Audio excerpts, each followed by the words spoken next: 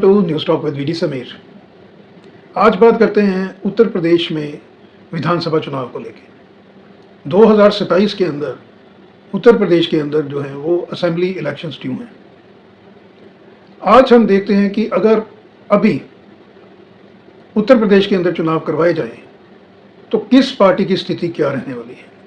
आज ये जो एनालिसिस है, ये जो फील्ड की रिपोर्ट्स हैं, अलग अलग सेगमेंट वाइज क्या इश्यूज हैं, उसको लेके उसका बेस जो है, बेस पॉइंट लेके हमने वो तैयार की है और आज के एपिसोड में मैं आपके साथ ये शेयर करने जा रहा हूँ। यूपी के अंदर आज अगर चुनाव होते हैं तो जो मुद्दे हैं, सबसे बड़ा मुद्दा वहाँ पे है डेवलपमेंट का, दूसरा है एम्प्लॉयमेंट जनरेशन का, तीसरा लॉ एंड ऑर्डर, और जो सबसे बड़ा मुद्दा फील्ड में देखने को मिल रहा है वो है रिजर्वेशन को लेके। यानी जो 2024 का लोकसभा चुनाव हुआ था उसके अंदर राहुल गांधी ने specially along with Akhilesh Yadav ji जो एक नैरेटिव बनाया था कि संविधान जो है वो खतरे में है और अगर भारतीय जनता पार्टी एनडीए की सरकार आती है तो रिजर्वेशन जो है वो जिन भी कैटेगरीज को मिल रहा है समाज के, उनसे छीना जा सकता है। तो संविधान बचाओ का जो नैरेटिव जो पेश करने में कामयाब रहे थे राहुल गांधी और अखिलेश यादव ड्यूरिंग लोकसभा इलेक्शन 2024, जिसका रिजल्ट भी बहुत बढ़िया आया था और भारतीय जनता पार्टी को काफ़ी ज़्यादा नुकसान हुआ था, specially in the state of Uttar Pradesh. तो ये रिजर्वेशन को लेकर चिंता का जो विषय बना हुआ है समाज के दलित महादलित वर्ग के अंदर स्पेशली, वो भी कहीं ना कहीं अंडर करंट है उस मुद्दे का। इसके अलावा जो 2012 से 2017 के अंदर जब अखिलेश यादव चीफ मिनिस्टर थे उत्तर प्रदेश के, और जो डेवलपमेंट के कार्य उस दौरान हुए थे, वो डेवलपमेंट के कार्य अभी जो है जनता को लग रहा है कि शायद उसमें कहीं ना कहीं योगी आदित्यनाथ जो हैं वो पीछे छूट रहे हैं। तो जो ये चार मुद्दे हैं, ये बेस पॉइंट है। इसको इन्हीं के आधार पे जो है वो जो हमने फिगर्स जो है वो मैं आपको बताऊंगा कि अगर आज चुनाव होते हैं उत्तर प्रदेश के अंदर तो क्या स्थिति रहने वाली है। 403 सीट्स, 403 सीटें हैं उत्तर प्रदेश जो विधानसभा है उसके अंदर टोटल, और जो मैजिक फिगर है वो है 202 का। आज की जो स्थिति है वो मैं आपको पहले बताऊंगा कि 2022 का जो चुनाव हुआ था उसके आधार पे भारतीय जनता पार्टी जो है वो 255 सीट्स मिली थी उनको, सपा को, समाजवादी पार्टी को 111, बसपा को केवल 1 सीट मिली थी जो विधानसभा चुनाव हुआ 2022 के अंदर, कांग्रेस को मात्र 2 सीटें मिली थी, अपना दल जो अनुप्रिया का है उनको 12 सीटें, जयंत चौधरी की आरएलडी जो थी उसको 8 सीटें, निषाद जो संजय निषाद साहब की उनको 6 सीटें, राजा भैया की जेडीएल जो है उनको 2 सीटें, और ओम प्रकाश राजभर साहब की जो एसपी को 6 सीटें मिली थी। ये 403 सीटों का जो गणित है ये था 2022 के अंदर। अब अगर हम चार जो बड़े दल हैं उसका कंपैरिजन करें तो आप देखें कि 2017 के अंदर भारतीय जनता पार्टी की 312 सीटें थी जो कम होकर 2022 में रह जाती हैं 255, और सपा की सीटें थी 47, ये डबल से भी ज़्यादा होगी, 3 गुना ही होगी, 111। बहुजन समाज पार्टी बसपा को 2017 में 19 सीटें मिली थी, 22 के अंदर सिमट के आ गई 1 सीट पे, क्योंकि बहन मायावती जो थे वो चुनाव से उन्होंने अपनी दूरी बनाई हुई थी, और कहीं ना कहीं जो 2022 का चुनाव हुआ वो बसपा का बहुत ज़्यादा जो वोटर है वो शिफ्ट हो गया था टुवर्ड्स समाजवादी पार्टी। रीज़न यही था कि बहन जी ने जो दूरी बना के रखी और जो काडर जो है वो डिमोरलाइज हो गया क्योंकि बहन जी फील्ड के अंदर प्रेजेंट नहीं थी। तो एक केक वॉक जो है वो मिली थी समाजवादी पार्टी को, जिससे 47 से 111 पहुंच गई। इसके अंदर बहुत ज़्यादा जो मैं समझता हूँ जो बसपा का बीएसपी का वोटर है वो शिफ्ट हो गया था। कांग्रेस 2017 में 7 सीटों से पे थी, वो सिमट के 2 सीटों पे आ गई। तो ये 2017 से 2022 की जर्नी है। मुद्दे मैंने आपको बता दिए। इसके अलावा मैं आपको ये बताना चाहूँगा कि 2022 के अंदर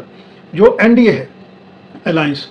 उसकी 273 सीट्स थी, सपा प्लस की 125 सीट्स थी, अदर्स की 5 सीट्स थी, और जो वोट परसेंटेज है जो बहुत इंपॉर्टेंट रोल प्ले करता है, तो एनडीए का था 43.82, सपा का 36.6, कांग्रेस का 2.3, और बसपा का, ये गौर करने वाली बात है कि बहन जी जो है वो मैदान में नहीं थे, डिस्पाइट ऑफ डैट बसपा का जो वोट परसेंट है वो था 12.88, लेकिन 12.88% वोट शेयर के साथ, परसेंटेज के साथ जो सीट आई थी बसपा की वो सिर्फ आई थी 1। यानी जो वोट परसेंटेज होता है वो सीट्स के अंदर जो है वो अमूमन हमने देखा है वो आज के दौर में, आज की राजनीति के परिप्रेक्ष्य में उसका कोई भी लिंकेज नहीं है सीट्स के साथ। अदरवाइज लगभग 13% के आसपास पास का जो वोट शेयर था, उस हिसाब से कम 15 से 20 सीट जो बनती थी बहुजन समाज की समाज पार्टी की बनती थी बसपा की, लेकिन उनको सीट मिली एक, क्योंकि अलग अलग सेगमेंट के अंदर जो है वो वोट परसेंटेज को कैलकुलेट किया जाता है और फिर कंसोलिडेट किया जाता है। यानी किसी जगह पे हो सकता है कि आपका जो विनिंग का हार जीत का मार्जिन है वो कम है, ज़्यादा है, तो उसको लेके ही फिर वो सीट्स पे कन्वर्ट होता है। तो ये आज की जो 2022 की स्थिति मैंने बताई, वो 2022 का वोट परसेंटेज भी आपको बता दिया, मुद्दे जो बर्निंग है वो भी मैंने आपको बता दी। अगर आज चुनाव होता है तो जैसे मैंने बताया कि आरक्षण का मुद्दा जो है वो बहुत ज़्यादा इंपॉर्टेंट रोल प्ले करने जा रहा है, स्पेशली जो रूरल एरियाज हैं उसके अंदर। उस एरिया के अंदर मैं आपको सेगमेंट वाइज बताऊंगा कि डिवीज़न के हिसाब से कि सहारनपुर, मुरादाबाद, गोरखपुर, अलीगढ़, लखनऊ और मिर्ज़ापुर, ये जो 6 डिवीज़न हैं, इन 6 डिवीज़न के अंदर जो है वो माइनॉरिटी है, जो मुस्लिम समाज है, वो बहुत बड़ा रोल प्ले करते हैं। और ये 6 के 6 डिवीज़न्स के अंदर भारतीय जनता पार्टी को अगर आज चुनाव होते हैं, योगी आदित्यनाथ सरकार को एक झटका लगने वाला है। तो आज मैं अभी सेगमेंट वाइज, जैसे मैंने ये 6 डिवीजन्स का आपको बताया कि यहाँ पे जो है वो भारतीय जनता पार्टी को लॉस होने वाला है, और लॉस की सबसे बड़ी वजह दो हैं। एक तो डेवलपमेंट जो है अर्बन एरिया के अंदर और रूरल एरिया के अंदर, दोनों जगह, यानी अगर सेमी अर्बन, रूरल और अर्बन एरिया, मेट्रो सिटीज जैसे लखनऊ, कानपुर, अगर बड़े शहरों की बात करें, तो डेवलपमेंट के साथ जो रोजगार का मुद्दा है, ये इंटरकनेक्टेड है, ये जुड़े हुए हैं, उसको लेके जनता में उदासीनता है। लॉ एंड ऑर्डर की स्थिति नो डाउट जो है वो योगी आदित्यनाथ की सरकार में पिछले 8 साल से बहुत बेहतर हुई है, उसमें कोई इतना जनता के अंदर जो आक्रोश नहीं है। लेकिन तीसरा फैक्टर जो है वो वही है, संविधान बचाओ का मुद्दा, वो कहीं ना कहीं नीचे तक पेनिट्रेट कर गया है, जिसकी वजह से ये 6 डिवीजन्स में भारतीय जनता पार्टी को नुकसान होने वाला है। अब मैं आपको बताऊंगा कि ये फिगर्स कहाँ पे स्टैंड करते हैं। तो भारतीय जनता पार्टी को मैं इसमें प्लस और माइनस 5% का जो मार्जिन है वो लेके चल रहा हूँ फील्ड रिपोर्ट के हिसाब से। ये जो मार्जिन है ये हमने एक सेट किया है। तो भारतीय जनता पार्टी जो 255 सीट्स ली थी जिसने 2022 में, हालांकि 2017 के मुकाबले परफॉर्मेंस नीचे आई थी, लेकिन क्योंकि जो मार्क है, बेंच मार्क सत्ता के लिए बनाने के लिए, सरकार बनाने के लिए, वो 202 है, तो 255 जो है वो काफ़ी ज़्यादा ऊपर हाई स्केल की सीट्स थी। प्लस एनडीए का जो था वो 273 था, जिस सीट्स थी जिसके अंदर अनुप्रिया का अपना दल था और संजय जो है उनकी निषाद पार्टी इसके अंदर अलायंस थी, तो ये मिला के बन गया था 273। अगर आज चुनाव होते हैं तो भारतीय जनता पार्टी आ रही है 220 सीटों के आसपास, यानी मोटा मोटा जो है वो भारतीय जनता पार्टी को अगर आज चुनाव होते हैं तो 35 सीटों का लॉस हो रहा है उत्तर प्रदेश के अंदर। सत्ता में वापसी नो डाउट हो रही है भारतीय जनता पार्टी की, लेकिन भारतीय जनता पार्टी की जो सीटें हैं वो लगातार कम हो रही हैं। 17 में 312 थी, 22 में 255 हो गई, और 25 में अगर आज चुनाव होते हैं तो ये 220 सीट्स पे भारतीय जनता पार्टी आ जाती है। 35 सीटों का उनको सीधा सीधा नुकसान है। सपा समाजवादी पार्टी जो 47 सीट्स पे थी 2017 में, 111 सीट्स 111 सीटें उन्होंने 2022 में ली हैं, उनको 9 सीटों का फायदा हो रहा है अगर आप चुनाव होता है। यानी जो सपा है वो 120 सीटों के आसपास जो है उनकी टैली हो सकती है। ये जो 9 सीटों का प्लस हो रहा है, ये प्लस हो रहा है कि एक तो जो दलित महादलित जो वोटर है वो कहीं ना कहीं जो बहन जी की पार्टी है बसपा, उससे जो शिफ्ट हो गया वो इंटैक्ट है। वो इंटैक्ट इसीलिए है कि जो आरक्षण का, संविधान बचाओ का मुद्दा है, वो कहीं ना कहीं शिफ्ट हो गया है फिलहाल बसपा से सपा की तरफ। वो इसीलिए शिफ्ट हो गया है कि एब्सेंस थी ग्राउंड के अंदर बहन जी की ड्यूरिंग इलेक्शंस। और ये जो लगातार आप देखेंगे कि 2019 के बाद लगातार जो बहन जी हैं जिन्होंने सत्ता के गलियारों से दूरी बनाई, अपने काडर से दूरी बनाई हुई है, रीज़न बेटर नोन टू बहन जी की क्या उनकी स्ट्रेटजी है, क्योंकि बहुत लंबी बहन जी का जर्नी है, 4 डेकेड का, लगभग 40 साल का एक्सपीरियंस है। तो किसी ना किसी वजह से बहन जी ने ये स्ट्रेटजी मूव की थी। इसका एक कारण ये भी हो सकता है कि जो सेकंड कमांड थी बहुजन समाज पार्टी की, बसपा की, उसको तैयार करने की कोशिश कर रहे थे पर्दे के पीछे से बहन जी, लेकिन बहन जी को ये अंदाज़ा नहीं था कि जो काडर है बसपा का वो केवल और केवल बहन जी के नाम पे ही जुड़ा हुआ है। और अगर बहन जी पीछे हुई तो उनका सीधा का सीधा जो वोटर है, पहले जो है, अगर हमने 2019 का अगर चुनाव देखें लोकसभा का, तो वो भारतीय जनता पार्टी को फायदा हुआ था। लेकिन 2022 के अंदर जो असेंबली का चुनाव है, वो बहन जी का जो कोर वोटर था वो शिफ्ट हो गया सपा की तरफ, जो अभी वहीं पे लगता है कि वो शिफ्ट हुआ उनके साथ इंटैक्ट है, जिसकी वजह से 9 सीटें प्लस हो रही हैं सपा की, और सपा पहुंच रही है 120 पे। अब बात करते हैं कांग्रेस की। कांग्रेस 2017 में 7 पे, 2022 में 2 में, और इस बार कांग्रेस की टैली 10 पहुंच सकती है, प्लस 8 सीट्स का कांग्रेस को भी फायदा है। और ये जो 8 सीटें बढ़ रही हैं, ये सिर्फ बढ़ रही हैं कि जो वो संविधान बचाओ का मुद्दा जो नीचे तक पेनिट्रेट किया।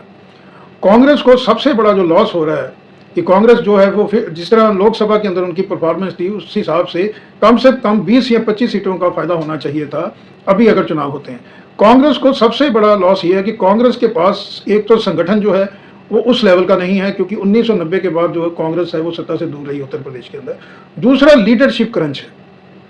कोई भी बड़ा चेहरा इस तरह का नहीं है उत्तर प्रदेश जैसे इतने बड़े राज्य में जहां 80 सीटें हैं लोकसभा की। ये बहुत दयनीय स्थिति है कांग्रेस के लिए। पहले ये माना जा रहा था कि जो प्रियंका गांधी जी हैं वो किला संभालेंगी उत्तर प्रदेश का, लेकिन वो शिफ्ट हो गई ना केरला में, वयनाड में जो सीट खाली हुई थी राहुल गांधी जी के जीतने के बाद, 2 जगह से वो जीते चुनाव।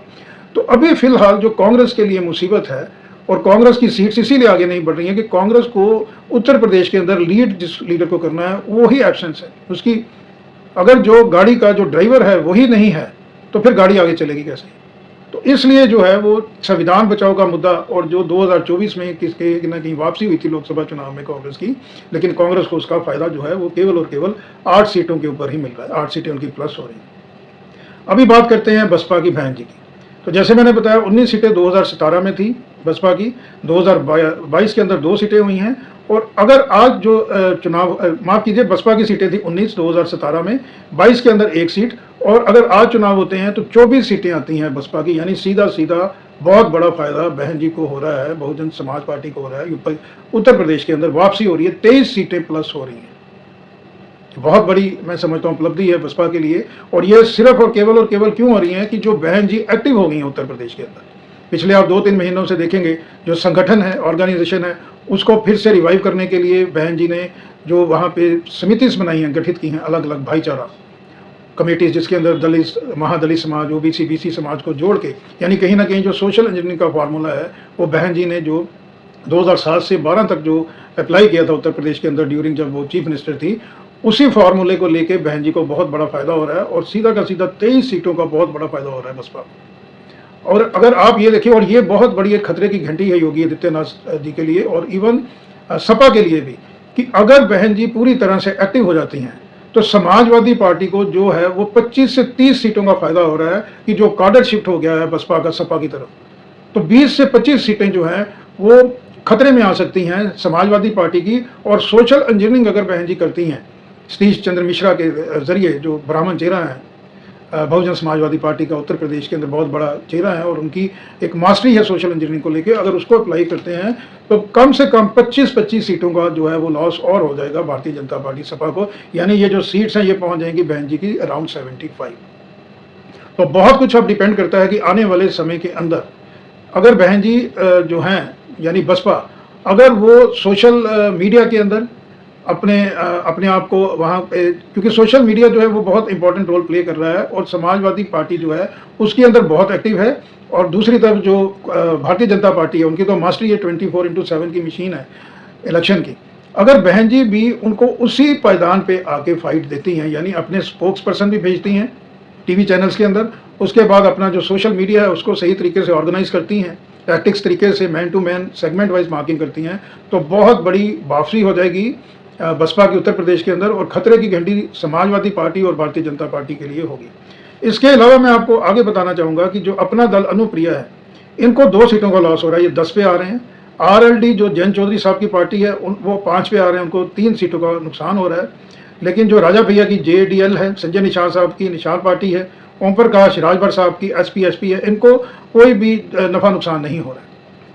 यानी मोटा मोटा अगर आप देखेंगे तो जो भारतीय जनता पार्टी है यानी जो एनडीए अलायंस है, एनडीए अलायंस जो था जो 225 पे था 2022 में, उसको 40 सीटों का लॉस हो रहा है। एक बहुत बड़ा लॉस है। योगी आदित्यनाथ जी को अपनी जो कार्यशैली है, स्पेशली लॉ एंड ऑर्डर जैसे उन्होंने दुरुस्त किया है, उनको डेवलपमेंट के मुद्दे पे भी आना पड़ेगा। सोशल इंजीनियरिंग, दलित, महादलित, एससी, ओबीसी समाज को जो है वो जनरल कैटेगरी के साथ जो है वो उनको भी इंटैक्ट रखना पड़ेगा। और जो नैरेटिव बना दिया सपा ने, कांग्रेस ने संविधान बचाओ वाला रिजर्वेशन को लेके, तो योगी साहब को भी एक नैरेटिव जो है वो काउंटर बिल्ड करना पड़ेगा। अदरवाइज भारतीय जनता पार्टी को आने वाले इलेक्शंस में अभी है तो 2027, लेकिन जो नैरेटिव है अगर वो पहले तैयार हो जाता है तो बहुत बड़ा लॉस हो जाएगा योगी आदित्यनाथ को। तो जो 40 सीटों का लॉस एनडीए को हो रहा है वो कहाँ पे जा रहा है, वो कन्वर्ट हो रहा है टुवर्ड्स उसका बहुत बड़ा हिस्सा, यानी 23 सीटें बसपा के खाते में जा रही हैं। वो जो लॉस हुआ है एनडीए का, भारतीय जनता पार्टी का, 9 सीटें वो सपा के खाते में जा रही हैं और 8 सीटें वो जा रही हैं कांग्रेस के खाते में। यानी अगर यूपी में आज चुनाव होते हैं तो नो डाउट जो है 200 का जो 202 का मैजिक फिगर है वो तो अचीव कर लेंगे बहुत easily NDA, Bharatiya Janata party lead जो अलायंस है। लेकिन आने वाले समय में खतरे की घंटी जो है वो योगी आदित्यनाथ साहब के ऊपर बन रही है, क्योंकि एक तरफ जिस तरह से मायावती जी एक्टिव हो रही हैं, उनका जो और मायावती जी का जो लक्ष्य है वो बड़ी टैक्टिक्स प्लानिंग के साथ चल रही हैं। 2000 मैंने अपने पिछले वीडियो में बताया था, वो सेगमेंट वाइज एक टारगेट लेके चल रही हैं, जिस तरह से मल्टीनेशनल कंपनीज चल रही हैं, क्योंकि सारा का सारा सिस्टम अभी बहन जी ने बदल दिया। तो बहन जी का टारगेट है कि जो दिसंबर है 2025 वहां तक अपने आप को 100 सीटों पे बिल्कुल इंटैक्ट करना है, और 2026 के एंड तक जो विनिंग सीट्स है उसका टारगेट बहन जी का है 200, यानी जो मिड पॉइंट है जो सरकार बनाने के लिए 202 का है, वो 1.5 साल का जो अभी एक लक्ष्य है तो लॉन्ग टर्म, लेकिन प्लानिंग स्ट्रेटेजी के हिसाब से वो टाइम टू टाइम बदलता रहता है। तो अगर Bahujan Samajwadi party social engineering करती हैं, मायावती फ्रंट फुट पे रह के पार्टी को लीड करती हैं, आकाश आनंद जो हैं वो पर्दे के पीछे रह के सतीश चंद्र मिश्रा जैसे जो स्ट्रेटेजिस्ट हैं बसपा के, उनके साथ मिल के एक अच्छे कोऑर्डिनेशन से काम करती है, तो मैं समझता हूँ कि ये जो सीटें हैं वो किस तरह से बदल सकती हैं कि जिस तरह आज बहन जी 24 के ऊपर बैठी हुई हैं, माफ़ कीजिए, जिस तरह आज जो बसपा है वो 24-25 सीटें आराम से जीत रही हैं, ये सीटें मैं समझता हूँ कि कम से कम जो हैं ये 150 तक पहुँच जाएंगी सीधा। रीज़न आप देखिए क्या है, ये हवाई बात नहीं है। रीज़न ये है कि 2022 में केवल एक सीट जीती थी, लेकिन वोट परसेंट था 12.88, 12.88। बहन जी का जो लक्ष्य है कि सोशल इंजीनियरिंग को लेके दलित, महादलित, माइनॉरिटी समाज को, स्वर्ण समाज को लेके चलने का, और उनका टारगेट है 35% वोट शेयर उन्होंने अचीव करना है, और वो इजीली कर भी सकते हैं, क्योंकि जो उनका सेगमेंट है अगर उसको सारा प्लस करते हैं, क्योंकि अच्छी खासी जो गुडविल है वो माइनॉरिटी समाज के अंदर भी है बसपा की। पिछले इलेक्शंस में जरूर लॉस हुआ, लेकिन वो लॉस कवर अप हो जाएगा। तो उस केस के अंदर सिनेरियो इस तरह का बन सकता है कि 175 के आसपास जो सीटें हैं वो एनडीए गठबंधन की होंगी, भारतीय जनता पार्टी लेड। यानी जो त्रिकंशु विधानसभा है, हंग असेंबली की भी सिचुएशन हो सकती है, उसके अंदर अगर आप कम से कम भी, मैं आपको बता रहा हूं कि अगर 100 सीटें भी लेके आती है बसपा, तो क्योंकि बसपा का पहले भी सपोर्ट किया था भारतीय जनता पार्टी ने, मैं आपको बताना चाहूँगा 1995 के अंदर जब बहन जी पहली बार चीफ मिनिस्टर बनी थी with the support of Bharatiya Janata party, जब सपा के साथ गेस्ट हाउस कांड को लेके जो है अलायंस टूटा था, सरकार गिर गई थी, मुख्यमंत्री मुलायम सिंह यादव जो थे उनकी सरकार गिर गई थी, तो उस वक्त भारतीय जनता पार्टी ने सपोर्ट किया था बहन जी को।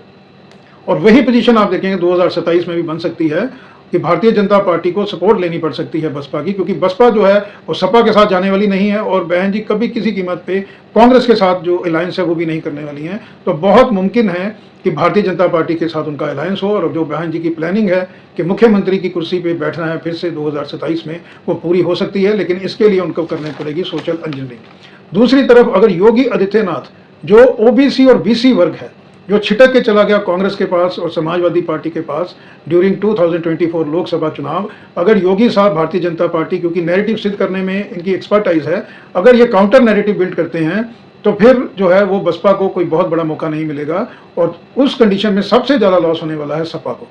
जो सपा आज 111 सीटों पर हैं और उनको भी प्लस हो रही है 9 और 120 सीटों पे है, कम से कम ये 30 से 35 सीटें हैं, ये उनको लॉस हो जाएगा अगर काउंटर नैरेटिव बिल्ड कर दिया भारतीय जनता पार्टी ने। तो बहुत कॉम्प्लेक्स इस वक्त स्थिति है, क्योंकि जो 3 दल हैं, मैं मानता हूं भारतीय जनता पार्टी, समाजवादी पार्टी और बहन जी के आने के बाद बीएसपी, जिस तरह से अभी चुनाव मैदान में उतरे हुए हैं, तो ये जो फाइट है बहुत ज़्यादा इंटरेस्टिंग होने वाली है। लेकिन आज की स्थिति यही है कि योगी आदित्यनाथ जी की वापसी हो रही है, लेकिन ये जो वापसी है इसके अंदर बहुत सावधान और सचेत रहने की ज़रूरत है भारतीय जनता पार्टी को, क्योंकि जिस तरह से बहन जी ने वापसी करी है और बहन जी का जो कोर वोटर है दलित, महादलित समाज से और माइनॉरिटी का, ये बहन जी के साथ इंटैक्ट रहने वाला है। और अगर पूरी तरह से बहन जी अपनी प्लानिंग को ग्राउंड के अंदर, जिस तरह से उनकी एक्सपर्टाइज है, एक्सपीरियंस है, अगर वो इम्प्लीमेंट करने में कामयाब हो जाती हैं, तो आप देखिएगा कि 2027 में बहुत बड़ा उलटफेर होने वाला है। और जिस तरह से मायावती जी की सरकार बनी थी 2007 से लेकर 2012 तक उत्तर प्रदेश के अंदर, वो स्थिति भी उत्तर प्रदेश के अंदर बन सकती है। तो आज के समीकरण में, आज के एपिसोड में इतना ही, फिर किसी और मुद्दे को लेकर आपके सामने हाजिर होगा। तब तक के लिए नमस्कार, धन्यवाद, शब खैर।